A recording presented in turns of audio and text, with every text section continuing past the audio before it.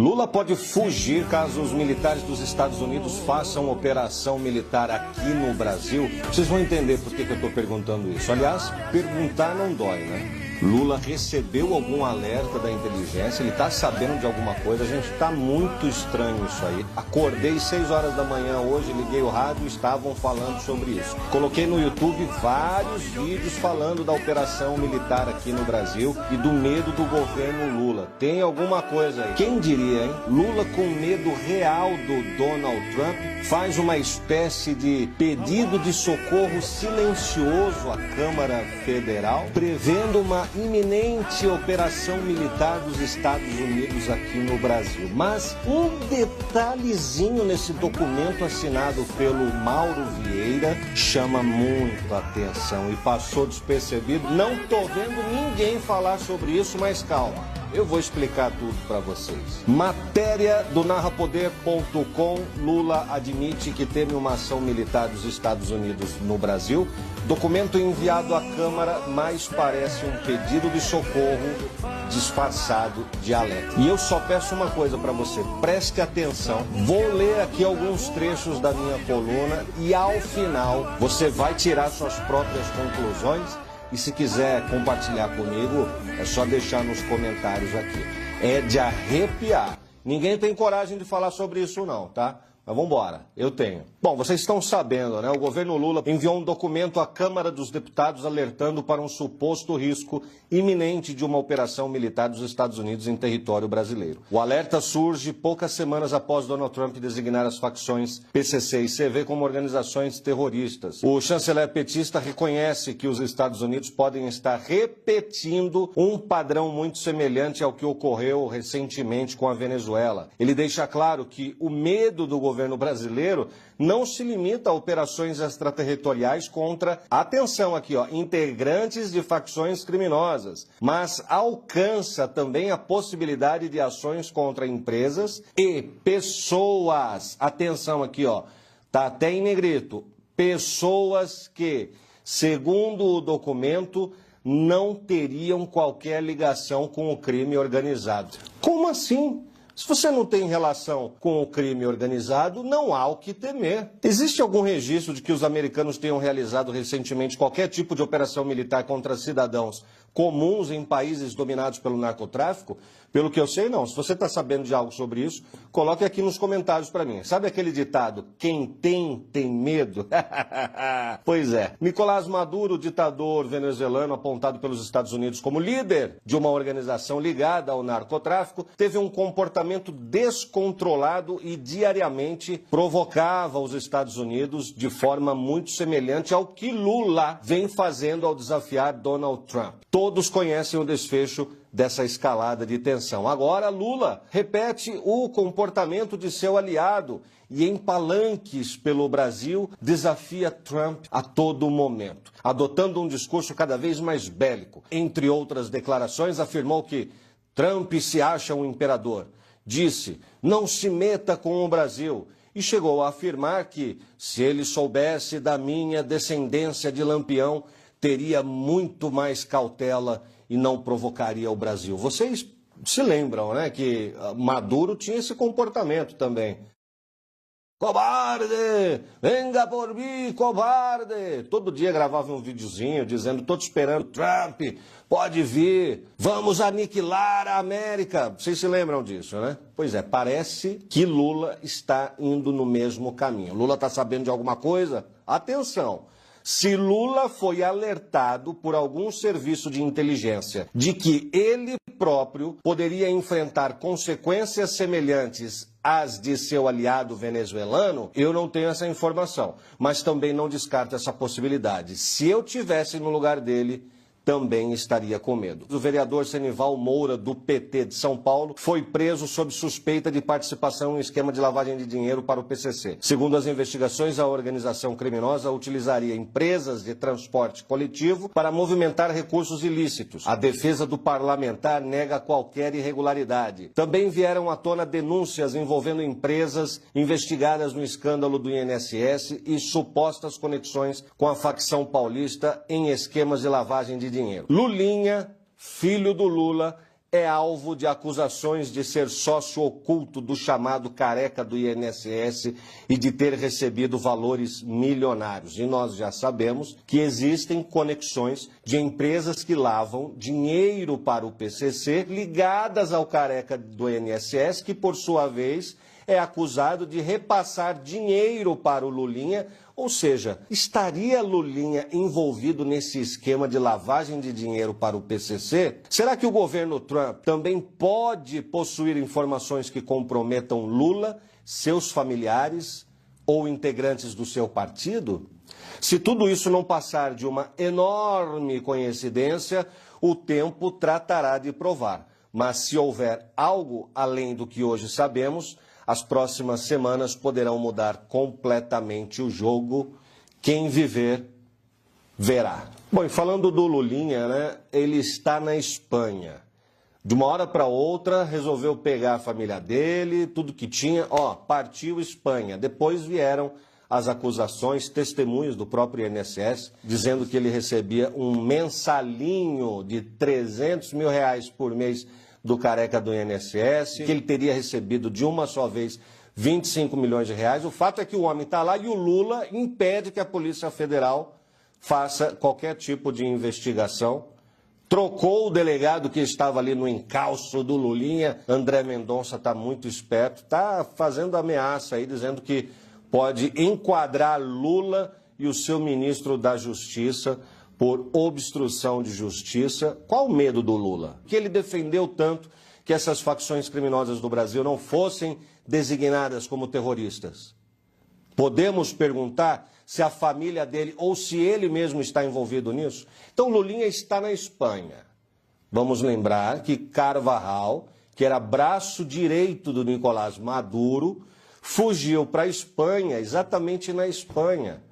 E lá ele foi preso, levado até os Estados Unidos, onde ele permanece preso e tenta firmar um acordo de delação premiada. Seria esse o destino de Lulinha também? E o destino de Lula seria o mesmo de Nicolás Maduro? Porque o próprio Ivan Kleber, correspondente internacional, hoje pela manhã, reconheceu que está à mesa das autoridades americanas uma ação militar aqui no Brasil, mas Ivan Kleber disse que seriam ações de bombardeios em águas, contra navios, do narcotráfico e tal, assim como aconteceu na Venezuela. Sim, foi exatamente assim que começou. Eles começaram com operações militares pelo mar, depois capturaram Nicolás Maduro. É esse o medo do Lula? Ele está planejando uma fuga? Ele está com medo de ter o mesmo destino? Não, mas ele é muito velho, Rodolfo, ele não tem a idade. Os Estados Unidos jamais fariam isso. Olha, quem tem idade e condições para governar um país, viajar o mundo inteiro aí gastando o nosso dinheiro, tem idade também para ser preso e responder por possíveis conexões com o crime organizado. Vocês não acham? Concordam comigo? Ou isso tudo é teoria da conspiração? Eu acho que não. Vamos aguardar as cenas dos próximos capítulos. Compartilhe esse vídeo e faça a inscrição no Narra Poder. Pessoal, falta muito pouco, apenas 8.000 inscrições para atingirmos a marca de 200 mil inscritos. Posso contar com você? Faça a inscrição aqui, passe o link do nosso canal para outros patriotas, seus familiares. Dá força lá para o Rodolfo, para o Narra Poder, eles estão começando agora. Precisamos fortalecer essa corrente, tá bom? Muito obrigado, voltarei a qualquer momento com mais informações. Tchau.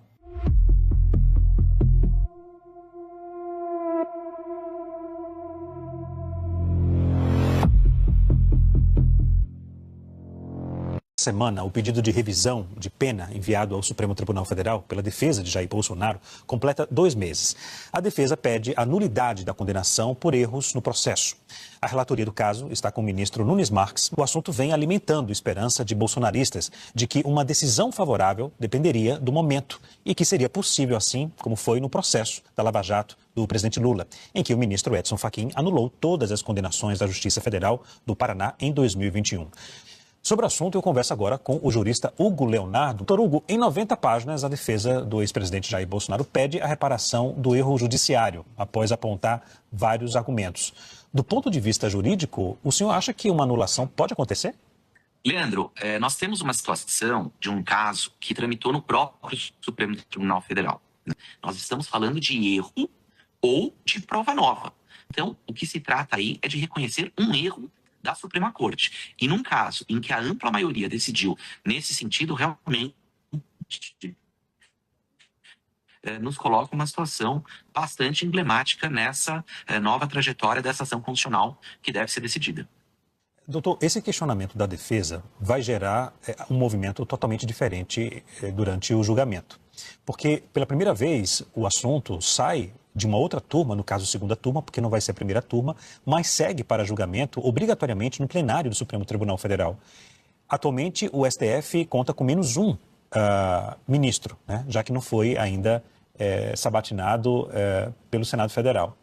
Como é que o senhor vê esse cenário para o ex-presidente, já que o nome não, mas a ação, o pedido da defesa vai ser julgado pela primeira vez agora no plenário do Supremo Tribunal Federal. O senhor acredita que votos a favor, no caso, da defesa, podem ajudar o caso, o próprio ex-presidente, para o caso ser questionado lá na frente? Olha, Leandro, nós costumamos dizer que a dor e a delícia de ter um julgamento realizado fica dizer que nós, em tese, estamos vendo um caso ser julgado pela cúpula do Poder Judiciário e, portanto, um julgamento que deveria ser do maior acerto possível. No entanto, quando nós temos uma ação penal originária, como esta, que foi julgada pelo Supremo, decidida em uma única instância, nós costumamos dizer que é o erro, que o Supremo tem o erro, que é a prerrogativa de errar pela última vez, né? Por que eu digo a dor e a delícia? Porque nós não temos, inclusive eu pessoalmente sou crítico a essas ações penais originárias em curso no Supremo Tribunal Federal, embora isso seja o que está estabelecido em nossa legislação, na Constituição Federal e etc., mas acredito que seja um erro, inclusive por não haver um duplo grau de jurisdição em que as matérias possam ser rediscutidas por uma corte diferente. Neste caso, teremos uma composição diferente, quer dizer, não mais a turma, mas o plenário. Então é muito provável, Leandro, que haja uma discussão com, eventualmente, votos divergentes, inclusive pelo próprio momento que vive o Supremo Tribunal Federal, como nós temos visto em alguns casos, né, que não este necessariamente, mas em alguns outros casos, certa divergência entre ministros da Suprema Corte. Então, eu imagino que essa matéria, sendo levada ao plenário, haverá uma discussão e haverá, sem dúvida alguma, votos divergentes. O que pode, sem dúvida alguma, acarretar um certo frisson ali, né? Uma certa discussão mais acalorada. O Mota, esse cara é um canalha, um corrupto, ele e a família dele. Essa é a minha opinião. E eu vou explicar o porquê. E o porquê que ele é capacho da Suprema Corte, do Xandão e do Lula, porque eles estão todos juntos, surrupiando o nosso Brasil. A denúncia que o senador Renan Calheiros fez da cunhada do Hugo Mota é o seguinte, que ela recebeu um empréstimo de 140 milhões de reais do Banco Master e nunca pagou e nunca foi cobrada a pagar. Veja, é mais do que o valor do contrato da esposa do Xandão, que é 129 milhões. Veja o tamanho do rombo desse banco. E por que ela recebeu esse dinheiro? Vamos lá, aonde o Hugo Mota entra? O Hugo Mota foi o autor de uma emenda parlamentar, ele meteu um jabuti num projeto de lei, dizendo o seguinte, que todo fundo de pensão é obrigado a investir no mínimo 1% dos seus valores em empresa que trabalha com crédito de carbono. E qual é o banco que mais crédito de carbono tem? Banco Master. E como que o Banco Master tem tanto crédito de carbono? Ele se apropriou de uma área da União, no Amazonas, uma área gigante, e diz que todo o crédito de carbono que tem lá dentro é dele, são bilhões. Mas a área não é dele, é da União. Então o governo Lula autorizou e o Banco Central fechou o olho para isso. Isso é um rombo, é um absurdo. Isso é um crime federal. Esse projeto foi aprovado e sancionado pelo Lula no dia 11 de dezembro de 2024. No dia 4 de dezembro de 2024, o Lula fez aquela reunião secreta com o Vorcaro, com o Galípolo e outros membros do governo Lula, dizendo o seguinte, não vendo o Banco Master para o BTG, que eu tenho uma solução para você. Qual era a solução? Era essa lei aprovada. Aí, com esse monte de crédito de carbono, entrou muito dinheiro nos fundos Reag e Fictor e o banco alavancou. E o banco ia ser vendido através do grupo Fictor para um banco de Dubai. E quem ia fazer a venda? O Lulinha, o filho do Lula. Cara, a armação tá tudo dentro da família. Então, quando você fala em banco master, é Lula master. Não tem nada a ver com o Flávio Bolsonaro, que eles tentaram pôr a coisa no Flávio. É todos ligados ao Lula. É ele, o filho, o Galípolo, o Manteiga, o Toffoli, Alexandre de Moraes, Rui Costa, Jacques Wagner. Levanta as informações. Está escancarado. E esse crime já foi denunciado. Vamos aguardar essa turma. Espero que o André Mendonça coloque todos na cadeia. E o primeiro vai ser o Lulinha. Fala pessoal, que eu sou o chapeiro aí, vocês já sabem, né? Então eu tô no meu lugar de fala. Mas eu realmente fiquei sem acreditar quando eu vi no Twitter isso daí. Cara, o Brasil elegeu um cara que prometeu picanha e cervejinha e tá entregando pizza parcelada. É isso mesmo. E começou um grande debate. Por quê? Porque quando o cara pagou a terceira das 3 parcelas mensais da pizza dele, ainda vai o iFood lá embaixo e fala, amigão, mês que vem tem novo crédito pra você, pode abrir mais um parcelamento de uma nova pizza. E aí a galera começou a discutir, será que isso daí é zoeira do iFood? Será que o perfil é verdadeiro? Ou será que realmente o iFood tá tentando conquistar o consumidor e lembrar pra ele consumir de novo mais uma pizzazinha ano que vem? Cara, eu nem sei o que eu falo aqui pros gringos, porque parcelamento não é algo que faz parte da rotina dos caras aqui. Mas já aí no Brasil do Lula, realmente, quem votou no Lula, talvez até mereça isso daí mesmo para abrir os olhos. E ter a chance de, essa eleição agora, desfazer a cagada que ele fez na passada. É que o problema é quando o cara aperta o 13, ele ferra não só com a vida dele, ele acaba com a vida de um monte de gente. Aqui nos Estados Unidos, pode ter certeza, qualquer chapeiro compra várias pizzas por mês, se ele quiser. E aí, você quer o quê? Os Estados Unidos do chapeiro ou a ditadura de Cuba defendida por Lula? Vocês sabiam que aqui no Ceará, 52% das mulheres são chefes de família? Elas que sustentam seus lares? E podia ser muito mais. Mas não tem com quem deixar um filho, não tem uma creche, não tem uma escola boa para deixar o filho. E eu quero fazer mais um anúncio aqui, André Alcides. Nós vamos dar voucher para as mulheres poderem deixar os seus filhos nas creches privadas se não tiver vaga na creche pública. Vamos incentivar a criação de creche popular para que as mulheres possam usar esse voucher e deixar os seus filhos dentro da sua própria comunidade, com alguém conhecido de preferência, para poderem trabalhar, para poderem empreender. A gente vai dar microcrédito para todas vocês que querem abrir o seu negócio, abrir uma lojinha, um pequeno comércio, abrir um salão de beleza, a sua lojinha de vender doce, de vender bolo, cabeleireiro, não importa o que vocês quiserem, vão ter acesso ao microcrédito.